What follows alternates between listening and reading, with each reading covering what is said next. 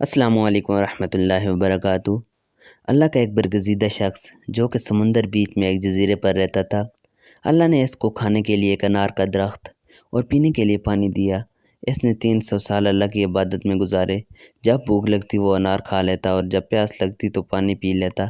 اسی طرح وقت گزرتا گیا۔ ایک دن اس کی موت آ گئی۔ حساب کتاب شروع ہو گیا۔ اللہ نے فرشتوں سے کہا اس شخص کو میری رحمت کے صدقے جنت میں بھیج دو۔ جب فرشتے اس کو جنت کی طرف لے کر جا رہے تھے، اس نے فرشتے سے کہا اللہ پاک نے مجھے میری 300 سال کی عبادت کا صلہ تو نہیں دیا اور اپنی رحمت کے صدقے بھیج دیا۔ اللہ سے کہو مجھے میری عبادت کا حساب دے۔ اللہ پاک نے فرشتوں سے کہا ایک پلڑے میں اس کی 300 سال کی عبادت رکھو اور دوسرے پلڑے میں میرا دیا ہوا انار کا ایک دانہ رکھو۔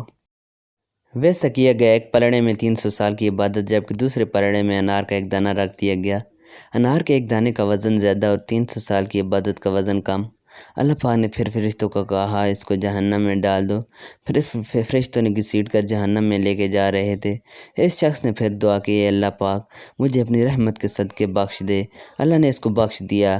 اے مسلمانوں ذرا سوچو، اتنے 300 سال عبادت کر کے ایک دانے کا قرض نہیں چکا سکا اور ہم ایک بھی نماز ادا نہیں کرتے پھر بھی جنت کی خواہش کرتے ہیں۔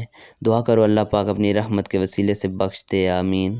دوستو اس چینل کو سبسکرائب کریں، ویڈیو آپ کو اچھی لگے تو اس کو لائک کریں اور دوستوں کے ساتھ بھی ضرور شیئر کریں۔